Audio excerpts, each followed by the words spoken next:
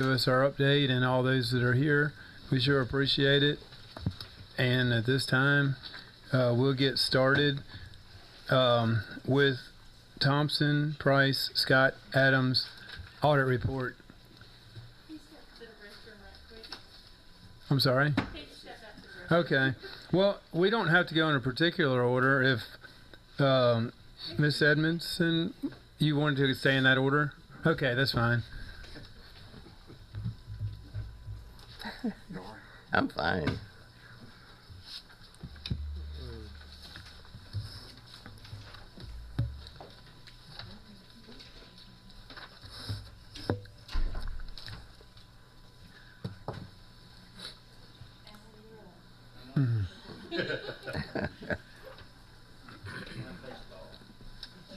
All right. You better believe it. Thanks for coming out tonight. Yes, sir. Happy to do it. So hopefully at your position there, you got two packages. The larger package being the audit itself, and the smaller one being the presentation summary. I'm going to jump from the presentation summary, and then we'll take a look at maybe a few of the findings in the audit report itself. So if you could be kind enough to flip open to page 1 of the presentation summary, we'll go with that.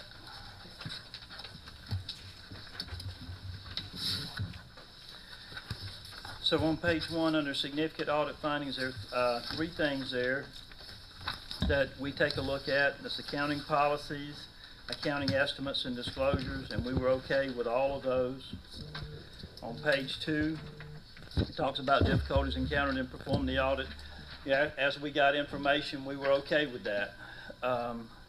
Getting the information was the challenge. There were no uncorrected misstatements at the end, no disagreements with management during the process. Management did provide us a representation letter dated April 10th. We're unaware that management consulted with any outside accountants, auditors, etc. And then under other findings or issues, that's where we begin to have some challenges, and we want to go through some of those individually. I do want to say this because we all know, what the deal is tonight and what the challenge is that you face. And I've said this many times to lots of clients. Municipalities, especially the smaller ones, getting it turned and getting everything going in the right direction can sometimes be fairly simple. Counties tend to be more like a battleship. It takes a lot of effort to turn them to get them in the right direction. So, but in doing that, you enable yourselves to get the information that you need to make the decisions that you need to make, and your constituents elected you to make in a timely fashion. So it might require some resources, etc., to get there, but it is a challenge to get it turned to do that. So on the 3rd or 4th bullet up, where it says various journal entries were proposed to adjust key accounts at year end, many of those are items that the finance department would typically be making, and so we're ended up, and I realize you've had some turnover there as well during this time period. There were several budget violations noted concerning funds that had no budget at all, or a final budget that wasn't balanced. Most of this was a result of not having accurate information throughout the year to know if a budget amendment was needed before the end of the year. And that's one of the challenges I think you face as you try to get this back up to speed as quickly as you can, because you can't really appropriate money in some cases unless you know everything's where it needs to be. So that's a real challenge. We did end up making a prior period adjustment to write off an installment purchase that the county had paid off early. And then we also noted that the county is not properly documenting the pre-audit requirements. The submission of the audit was late, we all know that. Compliance findings in the larger report, in the back of it, there are several compliance findings. And if I had to say, trying to define, financial findings are obvious, like the budget, etc. Compliance findings can be much different. It's how you spent the money. Even if you spent it on what you think was a legitimate purpose, if the grant or other program said you can't do that, you can't do that. Or if the grant or program says you have to have X amount of documentation, or you got to do X procedures to make it work, those are compliance findings in general, okay? There were several compliance findings along that, and we'll talk about those in just a minute in the bigger report. The depreciation schedules need to be updated throughout the year, so that at the end of the year it's not kind of a mad rush, because with the county it's big enough challenge to try to get everything together at the end of the year to close it out. So waiting to the end of the year is always a challenge. Several project funds have been finished for years. However, the appropriate budget amendments have not been approved to allow for transferring the remaining funds in those projects and closing them out. This isn't really just a like a major ordeal, but it's you can't transfer the money in those projects till you budget for them. Sometimes you've been getting audits so late, it's hard to say, hey, we need to get rid of it. The more streamlined you can get, the less funds you have, the easier it is to catch up, figuring out what you got to do to close funds, simplify, helps everybody everywhere. Obviously, data collection forms that are required to be filed with the Federal Clearinghouse haven't been timely filed as a result of the audit being late. Various programs were tested at other departments. There were several instances of insufficient documentation throughout these programs. And I would say this, when the finance department is running on all cylinders, it tends to have a ripple effect throughout the rest of the county in terms of documentation, kind of forcing their hand, etc., to be up to speed. So the quicker you can allocate resources to get that, it'll have a positive ripple effect throughout the county. There are, for your 6/30/22 audit, and then following that, your 6/30/23 audit, two big GASB standards that are having a major impact in terms of your financial statements. One is GASB 87, the other is GASB 96, which goes into effect this year. Your finance officer, finance team will want to make sure that they're prepared for that. A lot of people contract some of that out, but it is a big deal, and it does slow down the end result if you're not careful. Kind of like some of the actuarial studies. You can't really finish the audit until you get some of that stuff done, so it can be a challenge. If you flip over to page 4, if there's good news in it, in the report tonight, it's on page 4. So your total fund balance in your general fund, going back to 17 up to 21. Let me back up and say this. I'm not trying to say these are all the quote key numbers in the audit report, but these are some of the key numbers in the audit report. And what we're attempting to do is simply give you some of those key numbers, and to put it in context, give you the 4 prior years audit report numbers beside it, so you get a feel for, is it going up, down, sideways, you get some kind of trend, and not just look at a number and say, I don't know if that's good or bad. So you can see the current year it's $26,146,000. You go back to 17, it's $16,698,000. Definitely a positive trend upward. The unavailable fund balance is $5,693,000. Restricted, committed, etc. is $14,036,000. Total general fund expenditures are $30,673,000. Fund balance available as a percentage of general fund expenditures is 66.68%. Unassigned fund balance is $12,109,000, and then unassigned fund balance as a percentage is 39.48%. Some of the experts who follow me, and I say that with all respect, I'd love to hear their positions, but most of your percentages here seem to be fairly good in terms of general fund overall percentage. The challenge is getting everything up to speed so you can make good decisions with the resources that you do have. You can see your cash and accumulated depreciation, your water fund and wastewater fund there. Total fixed assets being $64 million, accumulated depreciation being $40,650,000, and cash being $12,467,000. Cash in the general fund is $25,257,000. If you go back to 17, it's $16,702,000. Other governmental cash is $692,000. The water fund is $7,718,000, and the wastewater is $4,748,000. I would say this, as you look at financials, I wouldn't get real excited either way about having a big net position in your proprietary funds, your water fund, your wastewater fund. What you're really looking for there is cash flow, because you're providing a service, you want it to cash flow. You want your fees to be adequate so that it always cash flows. And sometimes it may dip because of fixed asset acquisitions, but you're looking for operating cash flow. Then you see your tax rates there next. Then your collection percentage at 95.01%. From a statewide average, we'll look at that in just a second. Then you see your total property valuation and levy amounts next, and then the governmental debt, breakdown of your debt between governmental and business type. You see total debt at $5.5 million in 17 going down to $3.7 million in 21.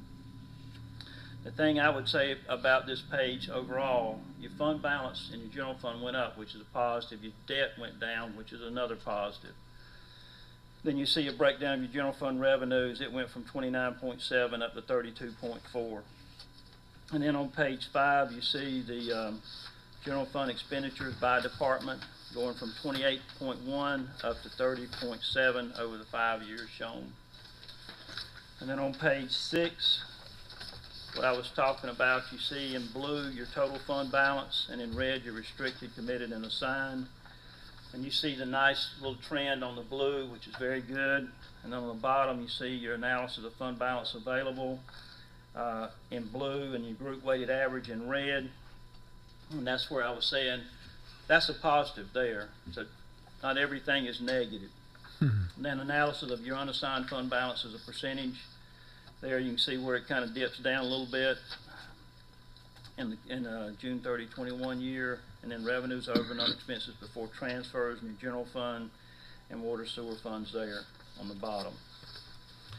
On page 8 at the top, you see total fixed assets, accumulated depreciation in cash in the various bar chart, and on the bottom you see your cash balances and fund balances in the pie chart with the respective numbers underneath, with total cash balances being $33,669,000 and total fund balances being $46,837,000.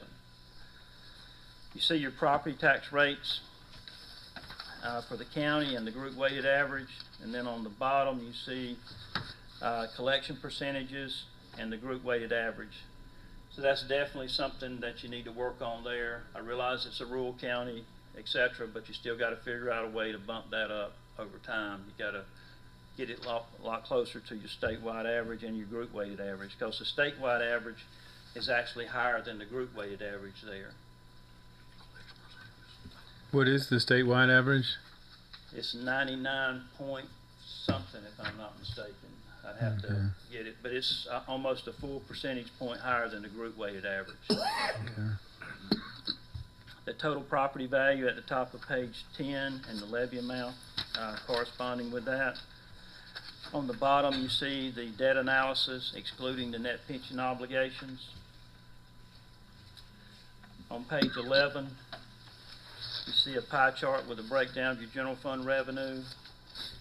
And you see approximately 50.29% of your revenue in the general funds from ad valorem taxes. So that's why tax collection percentage is such a big deal, because it has such a big impact on your general fund revenue. On the bottom you see a breakdown of your general fund expenditures with public safety, human services, education, and general government being the big four. And then on page 12, a couple years ago, LGC decided that the auditors needed to be the one used to. They sent out what was called unit letters, and now we get to be the unit letter bearer, if you will. So these are responses that are findings that you need to respond to the LGC no later than 60 days from tonight, and then all the commissioners would have to respond or sign that response back to them. It talks about the timeliness of the audit, the pre-audit process, and material weaknesses, and the county's on the unit assistant list, which I'm sure you know.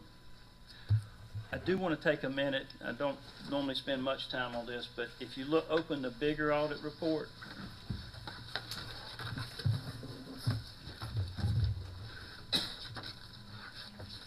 and flip to the back in page 121.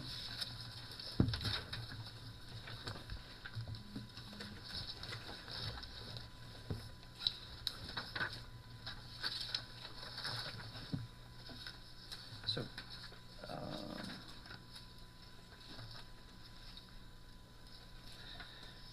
if you start with page 121, it'll start with material weakness, and there'll be about, I think there's 10 or 11 of the findings in there.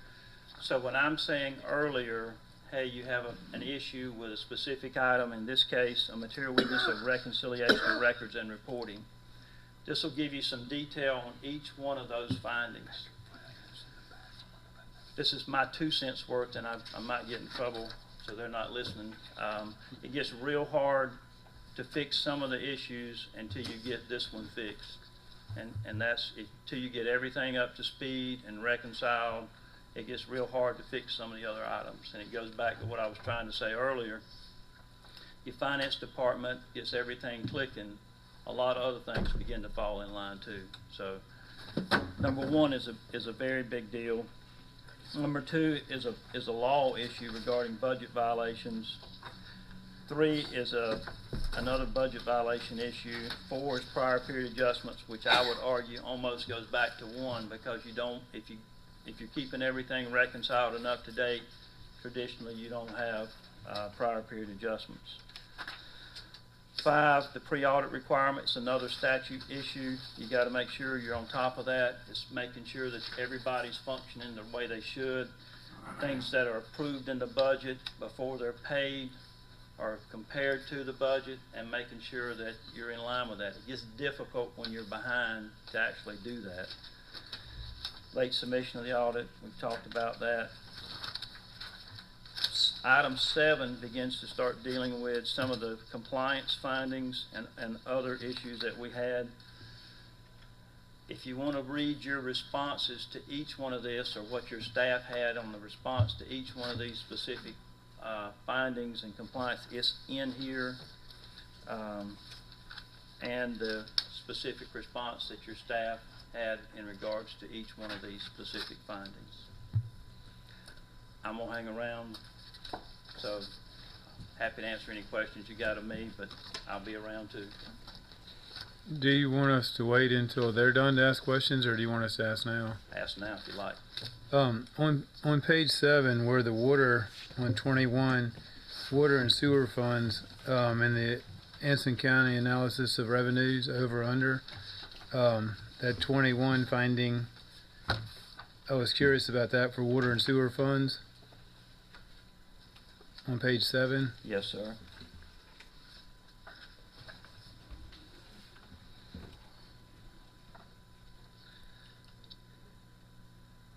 Technically, that's not a finding. It's just a matter of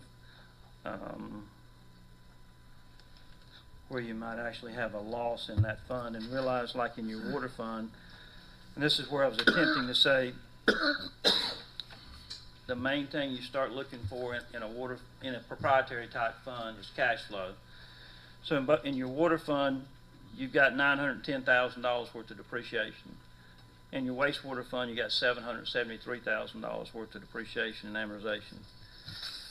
That's creating an operating income loss. So at some point, that means you'd have to replace that. But from a cash standpoint, from operating activities, if you looked on page 22 of the audit report at the top, you can see net cash provided by operating activities. It was a positive $750,000 for the water fund, and a positive $1,017,000 in the wastewater fund.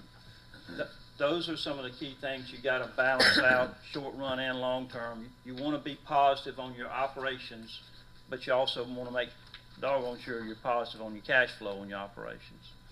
But would this be something where we would want to consider the rate increase schedule that we had been recommended to follow 4 or 5 years ago? It seems like this kind of tells us we need to really pay attention to that, doesn't it? It does. I'd probably have to do a little bit more digging before I answered yes or no to that. But I would definitely want to go back, if I were in your shoes, and take a look at what that proposal was, and then take a look at where you're at now. Okay, yes, sir, thank you. Yes, sir.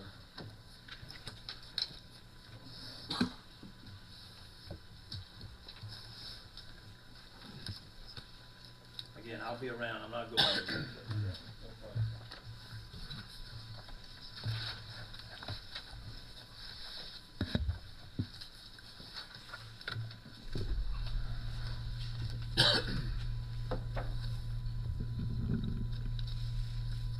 Good evening, board. I appreciate the opportunity to come and talk to y'all tonight about your situation with your finances, your late audits, and moving forward. I also have with me, I'm Sharon Edmondson, the Secretary to the Local Government Commission, and I have David Irwin, the manager of our coach team, who I think some of you have met before when he's been here working with your staff.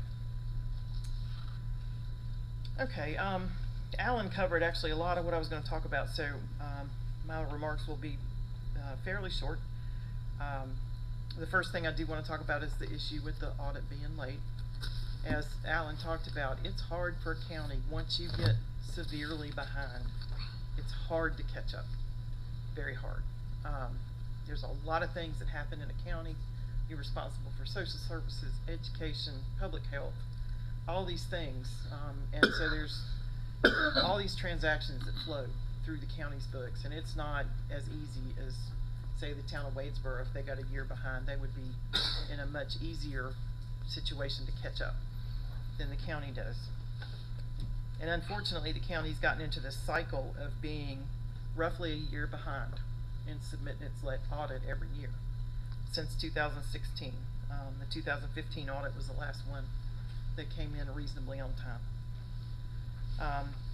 Over the last 6 years, it ranges from 8 months late to 18 months late for this particular audit, the 21 audit. Again, as Alan mentioned, you know, the audit is your way of demonstrating accountability to your taxpayers, your residents, your grantors, your debtors, you know, all these people that count on having audited financial information from you to hold you as a board accountable for the financial business of the county. And when it comes in a year late, 18 months late, it really doesn't do a whole lot. And I'll talk more about that in just a minute, but also it provides you as a board accountability from your staff. And you can't make really good decisions without having current financial information that's accurate. The first finding is in the audit was that the records were not reconciled appropriately. And this is one of the prevailing reasons your audit has been late for the last 6 years, is because the records were not in a condition to be audited. The auditor can't audit his own work, so he can't come in here and fix it for you. You've got to do that yourselves. And the only way you're going to get out of this cycle of always being 9, 10 months, 12 months late is to put whatever resources you can into getting those records caught up and getting that next audit done a little bit sooner, and then the next one a little bit sooner than that. It's not impossible, but it will take a lot of hard work, and it's going to take money to get that done. But you've got to get out of this cycle. It's budget time. Y'all don't know how much fund balance you have. So that would be like you as an individual pulling out a bank statement from 2 years ago and saying, oh, I can afford to go buy a new car. That's not realistic, you know. And so for you as a board, you don't know what resources you really have. I mean, I'm sure the manager does a great job with estimating your revenues and what your appropriations need to be to keep things moving and keep operating. But you really don't know holistically where you stand financially. These numbers are 2 years old. They do look pretty good, I will say. Alan was right. As far as the percentages go, the tax collection rate is low, and that could use some work. But the other funds appear to be in reasonably good financial shape, but again, it was 2 years ago. So we don't know where things stand now. I know some other issues that the county was facing were a ransomware attack. Of course, everybody dealt with COVID, and turnover in the finance officer position. I know when Kerry Garner was here, we spent a great deal of time working with him to try to make some progress in some of the issues the county was facing, and of course, you know, Kerry has moved on. But I am confident that your current staff can do the work and can get things moving faster as you know you try to move forward. I did want to talk just a second about the pre-audit finding. Whenever the county obligates itself to buy something, one of the steps in that process is to check the budget and make sure there's money in the budget to cover that item. And you do that before you obligate yourself to buy it. All right, you do it again when you actually write the check. But the first step is to make sure you've got the money in the budget before you ever obligate yourself. That's the pre-audit function that will keep you from overspending your budget. What'd you say now? You have to make sure there's money in the budget before you obligate the county to buy something. That's So, good sense. If, yes, it is. You know, if you need to buy a new sheriff's car, you need to make sure that there's, what, $30,000 in the budget before you sign the contract to buy the new sheriff's car. All right, you do that again. You do that again when you sign the check. You make sure that there's enough money in the bank to cover the check, the money's still sitting in the budget to cover it, etc. The first step is to make sure that money was in the budget in the first place. And if it's not, you make the amendment, again, before you sign the obligation.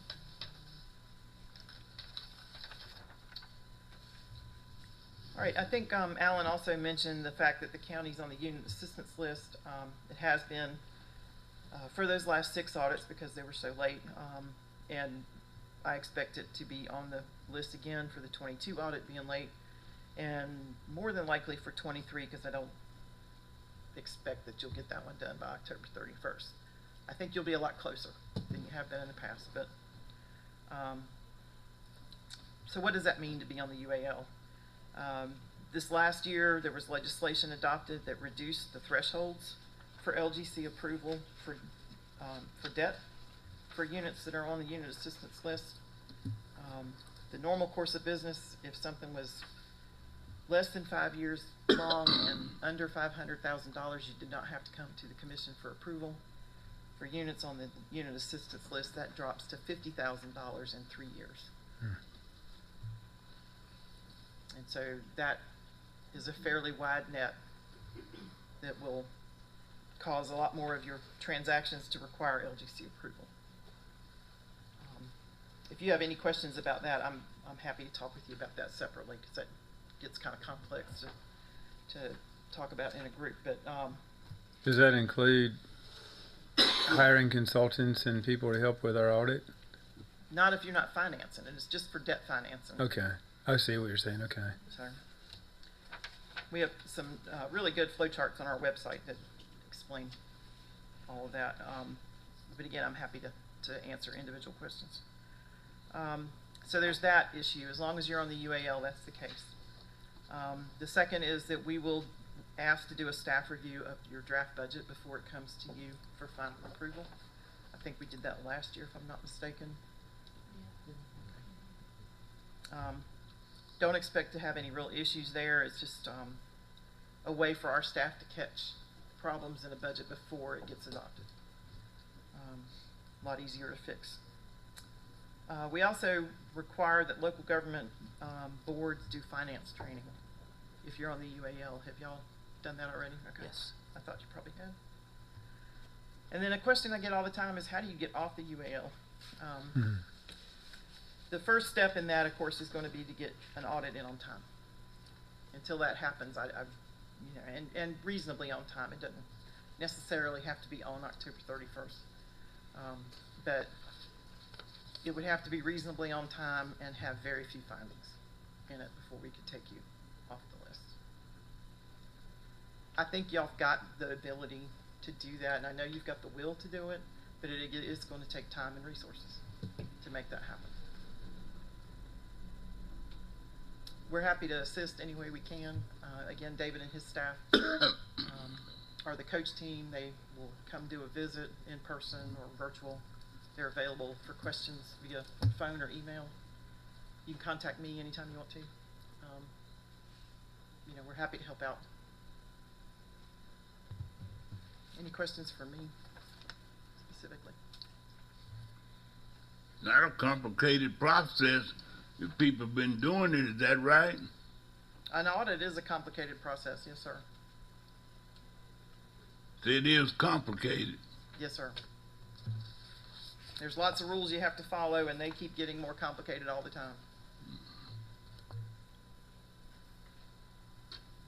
Great. Thank you. And I Ms. Edmondson, I do have a question for you. It's regarding debt financing. In Anson County, we're in dire need of a new DSS building. We're in dire need of a new middle school. Would debt financing be available to Anson County given our late audits? Well, I can't speak 100% for the commission because they're the ones that make that decision, not me. But I think it would be extremely difficult. All right. Thank you. Anything else? Thank you.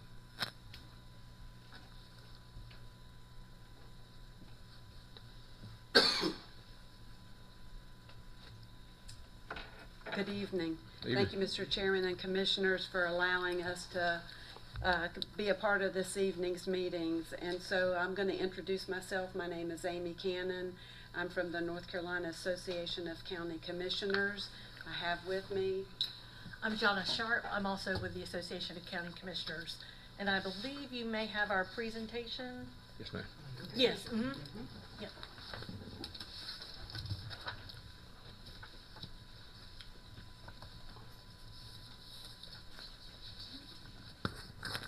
You all are part of this audit? No, sir. We are with the Association of County Commissioners, and we'll tell you how we can help you with future audits.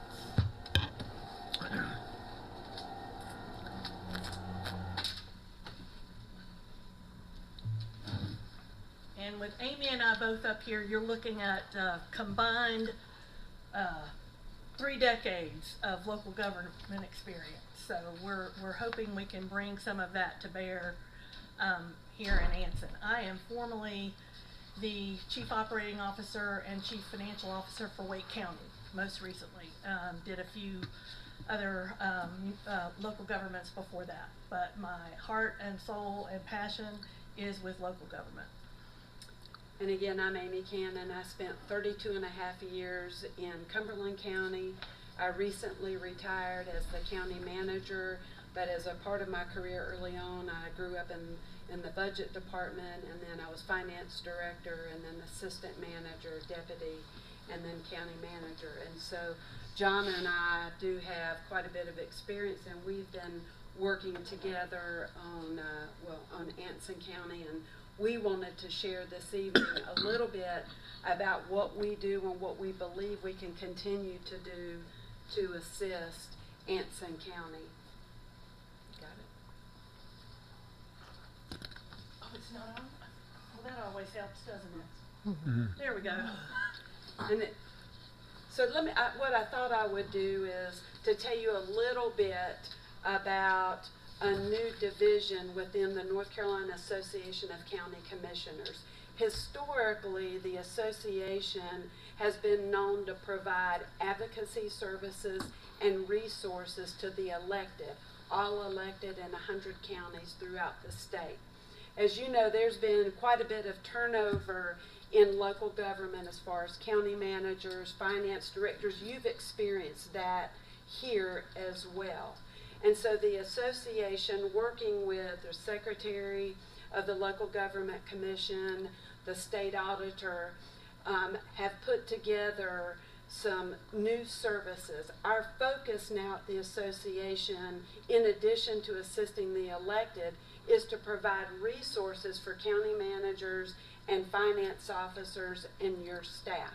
So I am an outreach member. And basically, we do consultation, We do retreat facilitation. We've done several of those across the state as new board members were elected. We also provide services out in the field. If you had a vacancy in your manager's office, we would be willing to do recruitment assistance. And I'll talk a little bit more here in a few moments about peer review. Ms. Edmondson talked about the UAL. Ms. Sharp, her goal being working with the association is to assist counties as quickly as possible to get off that UAL list. As you know, there's been a lot of money placed in the hands of local government, the American Rescue Plan, as well as the opioid settlement. And those rules and regulations are extremely complicated. And so the association has experts on staff, and we're available to assist all 100 counties with the rules, regulations, and reporting. There's a lot of resources out there, and I know that your staff, your finance director, is plugged into that. We also offer education and training, and as I mentioned, a lot of turnover with recruitment. The association has hired 11 strategic project coordinators. Those coordinators are deployed in various counties, assisting them with some of their financial issues, the ARP spending, opioid settlement. But our long-term goal is to help these coordinators become proficient in local government so they'll get placed full-time into a long-term position with those counties. So these are some of the new services that we're actually providing. What is the cost? That is an excellent question. These services are covered under your current membership dues with the association. So the additional services that we're providing are at no charge. So let me share some of the work that we've done thus far. Early in March, I came and visited with your finance director and your manager, and quickly knew that Ms. Sharp would be an asset here to your finance director. Since then, we've had several in-person meetings, and Ms. Sharp has been working behind the scenes, working with Mr. Thompson as well as your finance director to try to get the 21 audit in front of you, and we're very grateful that that has happened this evening. Ms. Sharp, you have a very experienced finance director, years of experience at the Board of Education, but also here, Ms. Sharp is trying to provide some resources. You've heard Mr. Thompson, you've heard Ms. Edmondson both say that once you get behind, it's hard to get caught up. And your finance director is trying very hard to do that. But current duties alone are a full-time job without trying to go back 2 or 3 years. So I'd like to share just some of the preliminary observations that we've had in working with you all over the last few months. First of all, I'll mention again, just want to talk a little bit about staffing as we look at how do you turn the battleship. I love that analogy that Mr. Thompson uses. What are the things that you can help do to start maneuvering that battleship where you need it to be? First of all, I think I've been in this business long enough that I feel like I'm a pretty good assessment of skill and ability, and I think you have a very capable and experienced finance officer. She is working extremely hard to address the backlog, but she does not have enough staff. She has some vacancies, but even if those were filled, in my professional opinion, you are severely understaffed to address the statutory duties and responsibilities that you have with managing your finances. Right now, you do have some outside accounting resources that assist you, but because of tax season, those have been away for the past few months. So that's one thing we'd really like to encourage you and are happy to work with your team to look at how you can increase those permanent resources. Also, the finance officer and the state statutes very clearly spell out roles and responsibilities related to financial operations. And we think there needs to be a lot of clarity within your organization on what those roles are, and so that there's more organizational authority given to that position to make sure that that finance officer is ensuring compliance with all the state statutes, because that is their role and responsibility. And probably some training and some understanding of that throughout your organization would be very helpful. Policies and procedures, we've looked at, there's probably, those are probably not as strong as they could be, particularly around purchasing. There is not a dedicated, right now, a dedicated person to handle a lot of the procurement. And procurement is a way to make sure you're getting the best cost and services for your dollar at the lowest price. So competition is always a good thing. And not having some of those procedures in place, it could be costing you money. Also looking at some key financial policies. We've mentioned the fund balance here a couple of times tonight. It's my understanding that you currently do not have a fund balance policy that sets your target of what you want to achieve, your levels below which you would not consider appropriating fund balance. And given that your fund balance is relatively healthy right now, even though the number is still somewhat dated, 2 years old, now's the perfect time to look at what you want that policy to be as you look at shoring up your financial position over the next couple of years. And just leading that into your financial condition uncertainty.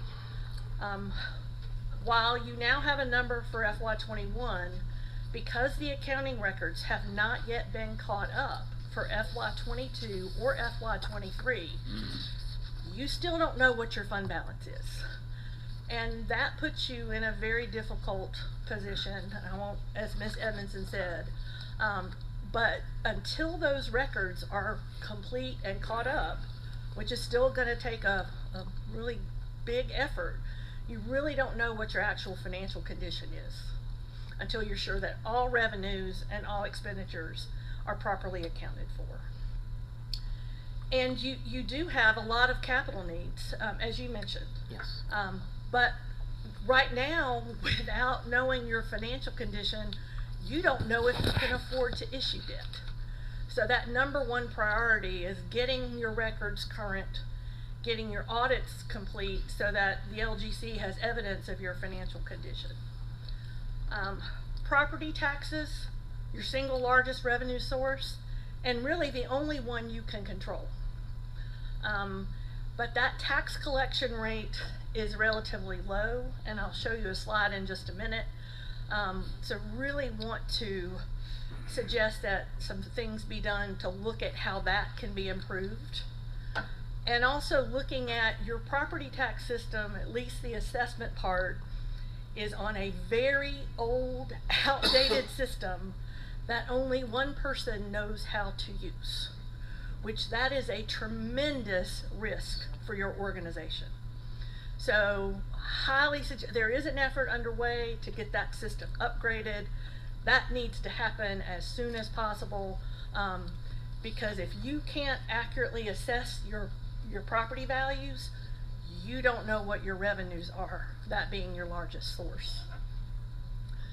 And just to give you a picture of the property tax collection rates throughout the state, the average or the median is roughly 98.4%, with most counties at 98% or above.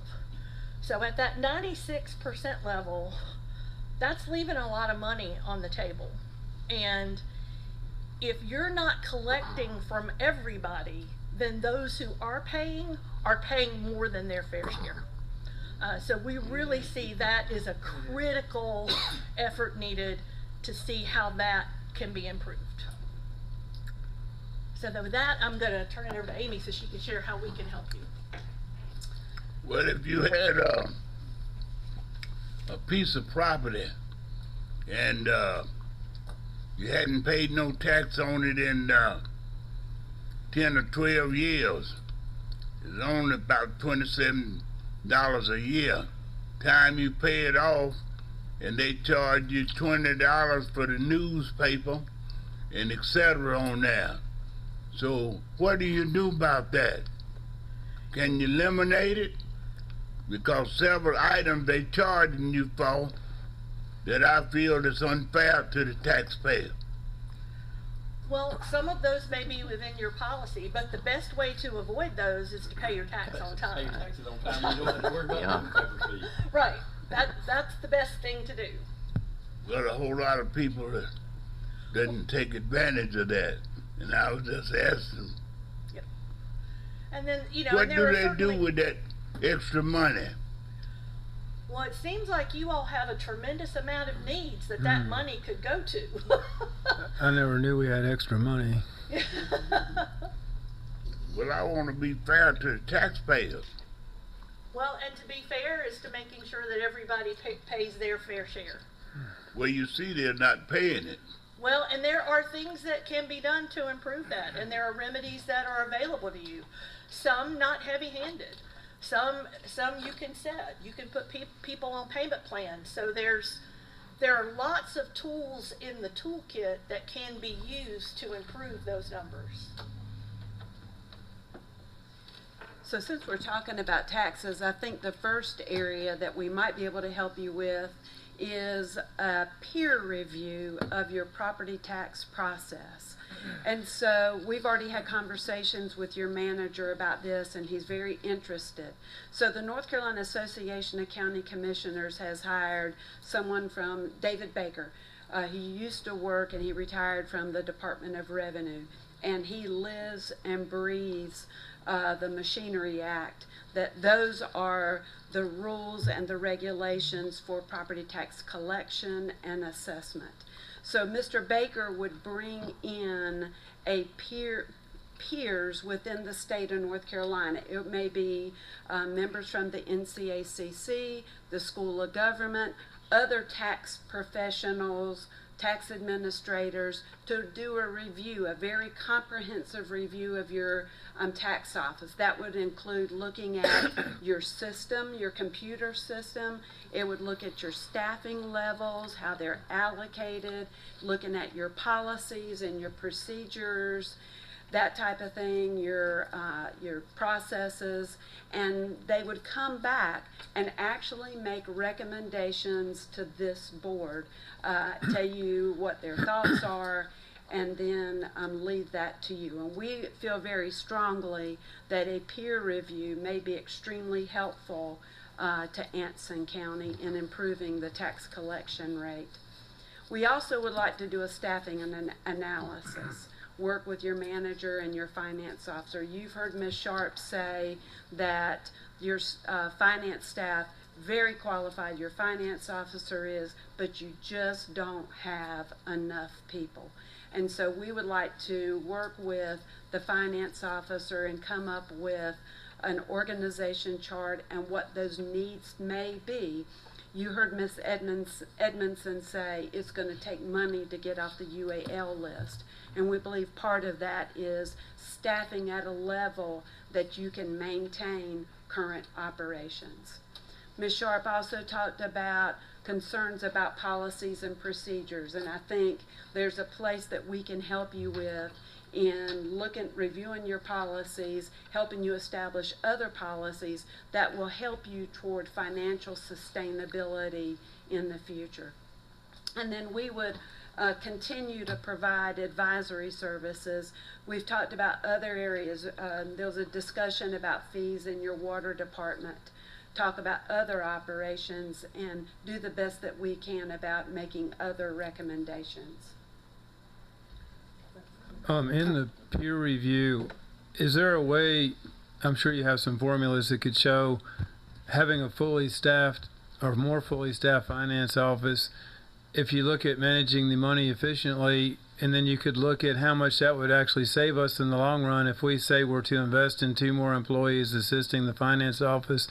If you could project how much that would save by more efficiently handling our money, that could help us justify. And then in tax collection as well, if we're at 95 and we need to be at 99, that 5%, if we were to collect it more efficiently, we could hire a whole crew of people. So those are the kind of things that would help us a lot, you know, looking at the outcome if we were to increase spending initially, how much it would save us down the road. If we could, Exactly, and that's what would come back from the peer review. As Ms. Sharp mentioned, you're also paying a local firm for some accounting type services, and if you could hire individuals, you wouldn't be adding to your budget. that's right, that's right. I have a question. So it has been suggested by this board that we hire some help for the finance office. The problem was going to be, and I'm asking you, I'm not telling you what the problem is, but who trains these people? Because if we expect Miss Berry to quit working on an audit to train someone, we're kind of counterproductive here. Well, and that's where I think that may be, where do you help people get people to help on the audit? So that can come off Miss Berry's list. Okay. And then she can capably train her Okay. staff. So the resources, it's going to take a village to really kind of move the battleship. So it's looking at and working directly with her, you know, where does she see the greatest need is, and then how can we help fill those resources that it doesn't make her job more difficult. Okay. Yeah, yeah. What happens to the surplus on people's taxes? Excuse me, to the surplus? Yes. Well, I think that's going to be up to this board. If there is a surplus. Well, you got to place it somewhere. I think that's what your annual budget process is for, is to look at the needs of the county and see where those tax dollars can best be used to meet your priorities. If I might add, I think both Ms. Gannon and Ms. Sharp are correct, but if we're talking about surplus, if we collect the outstanding taxes right now, it would look better not having it outstanding over here in the collectibles. But think about what it would do to your fund balance that we have no idea right now where it stands. We know what it was 2 years ago, but if we had those several $1 million, I'll put it like that, in your fund balance, going back to Commissioner Gatewood's question about debt, we'd be in a heck of a lot better position to be able to issue some debt to help the school system with the middle school, and also Miss Jackson with her DSS building. And also, as elected officials, public safety has to be our #1 concern. And when we have a sheriff's office that's paying on average starting salary $10,000 less than all the surrounding counties, that's where we could use some of that surplus so we can get up to speed and then have a fully staffed sheriff's office. Yes, sir, and that's where if you look at you're increasing your recurring revenues because you're collecting more. That's right. Those recurring revenues give you lots of opportunities to address your challenges. That's exactly right. And so, what are the benefits with working with the North Carolina Association of County Commissioners?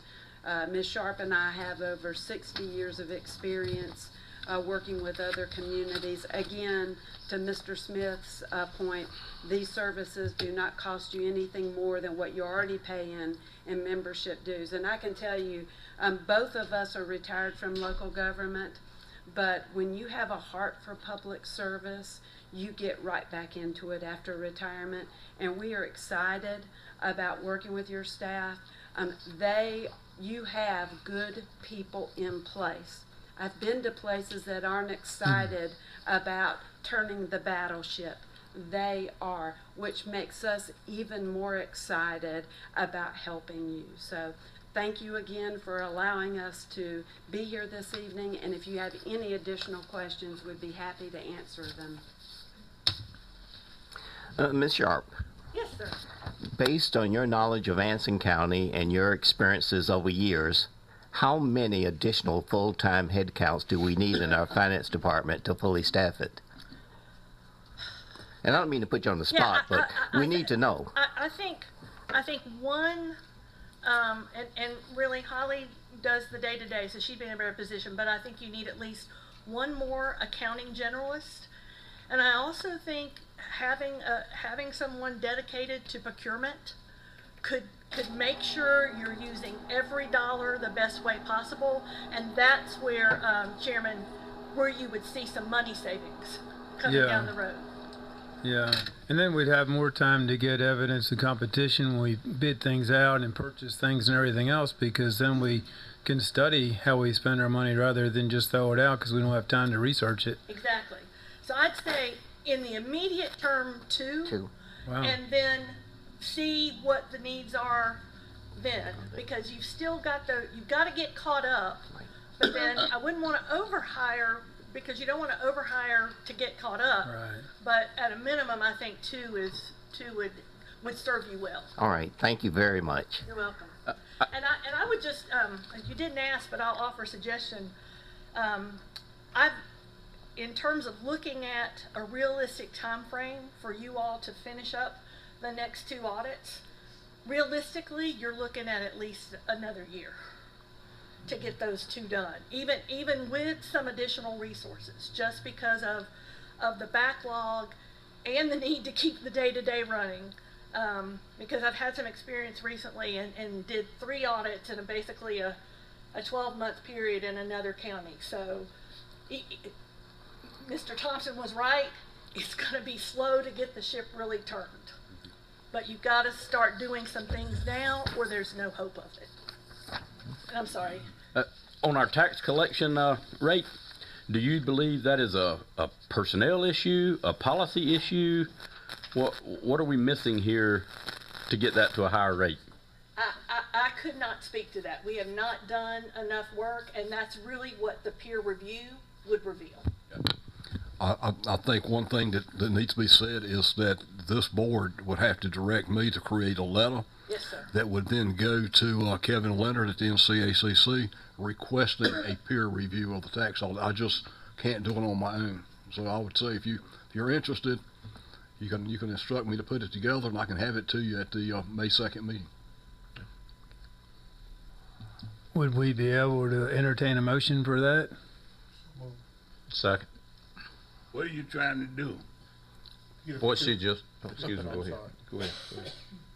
And what she just said about getting a peer review of the tax department and raise our tax collection. So we have a motion by Commissioner Connell, Commissioner Mims, second by Commissioner Woodburn. Any discussion? All those in favor say aye. Aye. All those opposed? Motion passes. All right. We'll look for the letter soon. Yeah.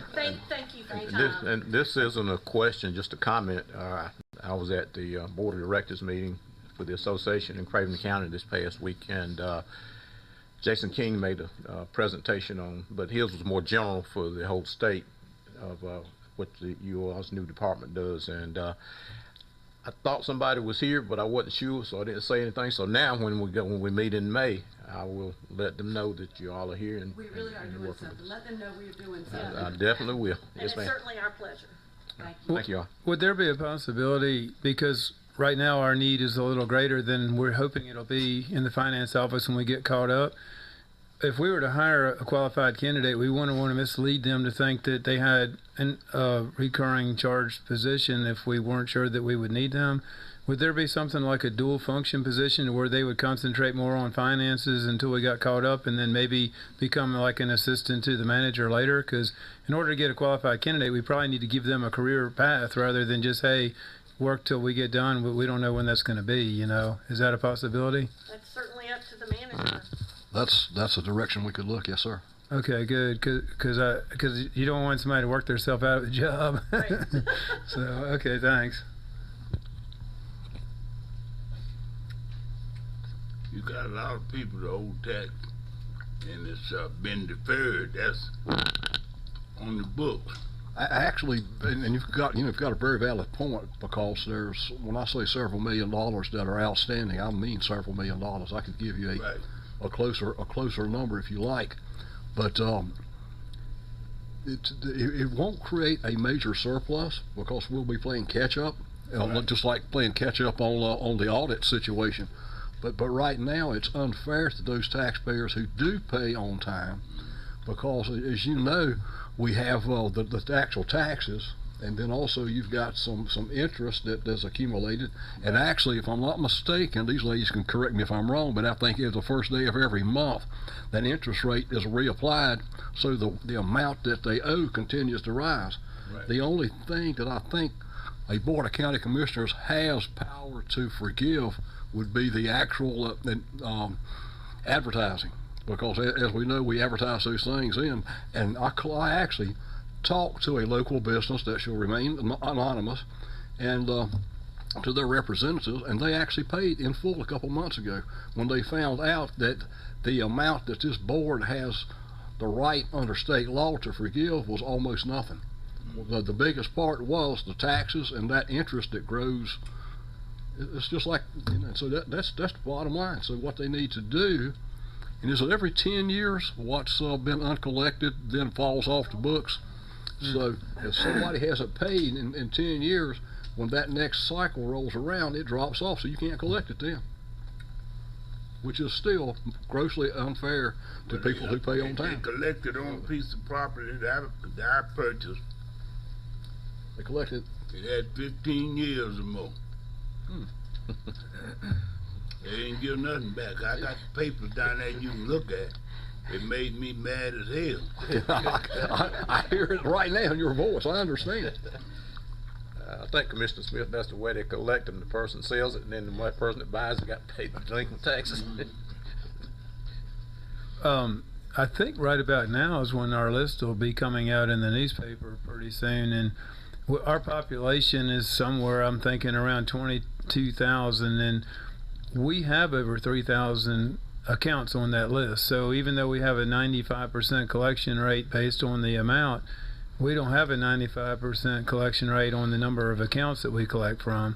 So that's kind of a deceiving way of looking. And many LLCs, or you'll see 6, 7 of the same name on there, and it's year after year. So these are things that we'll definitely, I think, be interested in trying to wait till you give us some advice. So.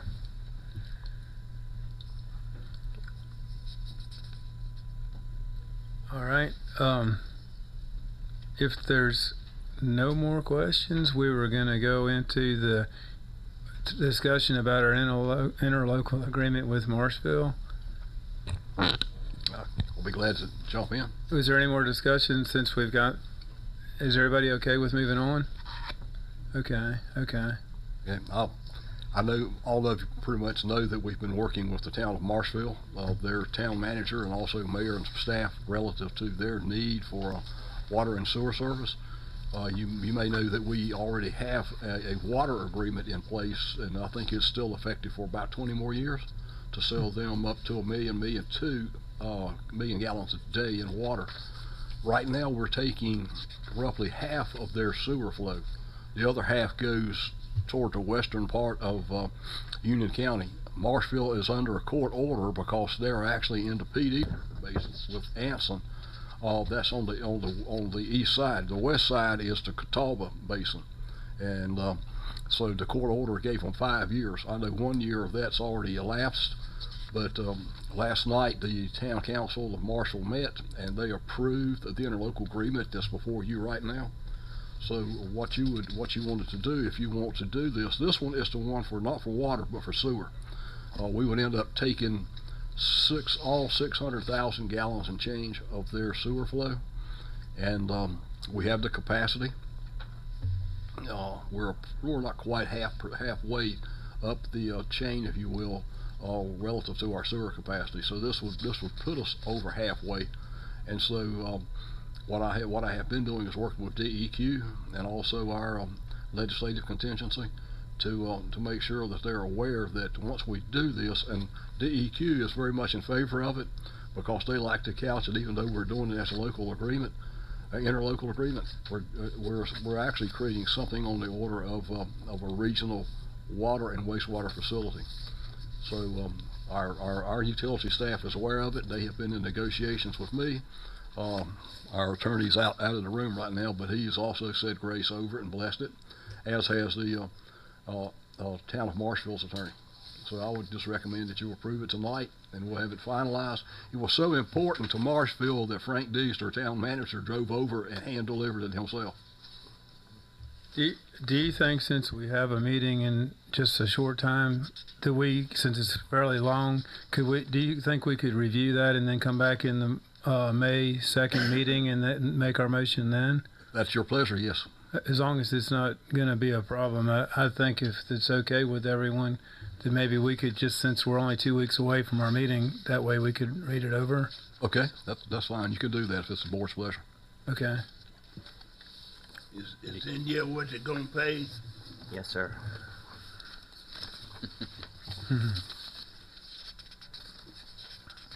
And then we can get it on the agenda if it's okay with our clerk. Okay.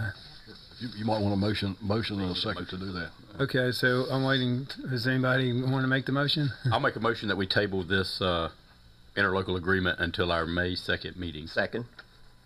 Okay, motion made by Commissioner Connell, second by Commissioner Gatewood. Is there any discussion? Then, if not, all those in favor say aye. Aye. All those opposed? Motion passes. We'll go ahead and, I guess we would just put on the May 2nd, maybe the consent agenda or separate, either whatever y'all decide. Would it? We can do that, yes. Okay, that'd be fine. Okay, thank you. The next item is one that we'd added because a meeting or so ago, I think you brought up the possibility of getting a third-party review for our 2005 zoning ordinance, which is more or less a quarter ordinance along for the 52 and 74 quarters. But we had a 2020 draft that there was some, I would say, some maybe uncomfortable feelings about adopting it in its entirety. I'm being very nice here. So you asked me to put out an RFQ, so I wrote it, put it out, and this past Friday was the deadline. We do have 3 proposals, and what I'd like to do, because I know there was some discussion about maybe less than a group type involvement in the selection of the 2020 folks to do that one. I would like to say, I know Larry, and maybe Keith Gaskins, and I could comprise part of a committee, but I'd like to get maybe a couple board members, or 3, can't get any more than 3 because we have a quorum problem, that would participate with us, review those 3. And when I say review, is have the 3 different proposers to come in and present themselves and the way they would tackle the objective. Would the board want to make a motion to agree with that? Motion made by Commissioner Mims, second by Commissioner Little. Any discussion? Would we want to discuss who those 3 would be in the motion or afterwards? You can do that, or I can have volunteers. Extra duty. Voluntold. I would volunteer. Okay. I'll serve on it. I'll help you with that. And one more? Is there a third one?